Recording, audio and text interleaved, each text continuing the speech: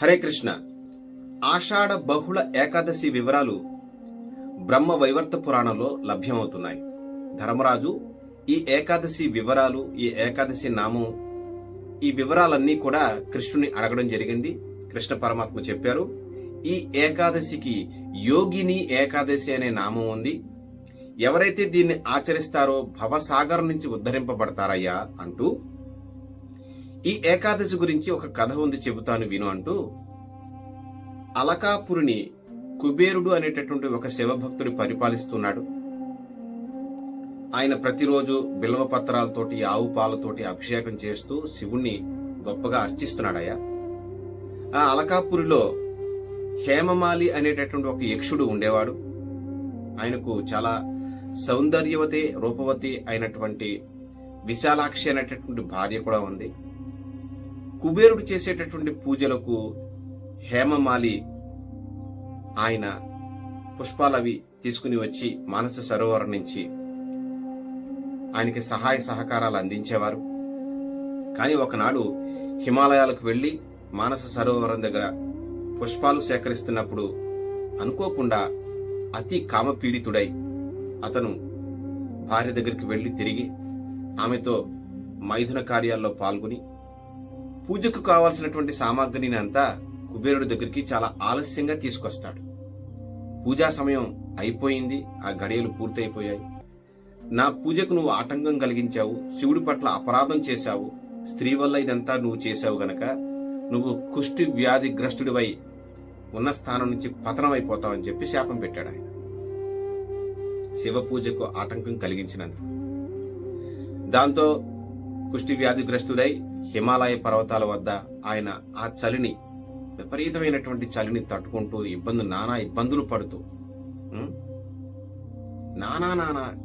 చాలా ఇబ్బందులు పడుతూ ఆయన ఆ చలిలో ఆ కుష్టి వ్యాధితో బాధపడుతూ ఉంటాడనమాట.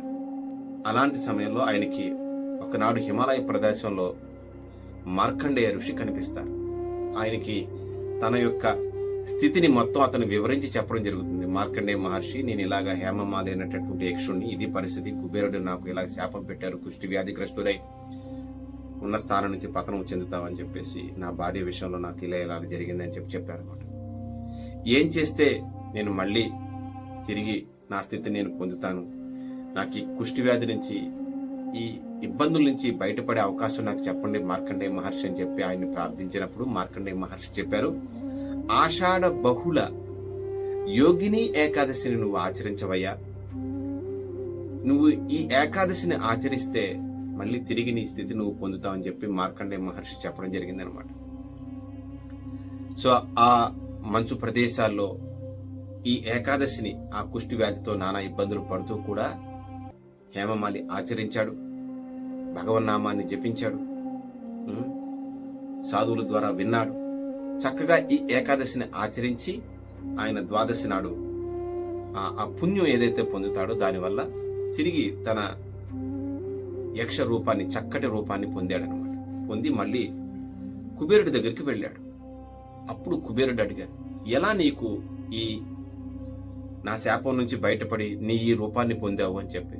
అప్పుడు ఆయన చెప్పారు, భూమి మీద మార్కండేయ మహర్షి నాకు సలహా ఇచ్చారు, సూచన చేశారు, నన్ను అనుగ్రహించారు. యోగిని ఏకాదశి ఆచరించి ఆ ఫలం వల్ల నువ్వు తిరిగి మళ్ళీ నీ స్థితిని పొందుతావని చెప్పి చెప్పడం జరిగింది అనమాట. సో ఇలా హేమమాలి తన భార్యతోటి చక్కగా అక్కడ ఉండడం జరిగింది అనమాట.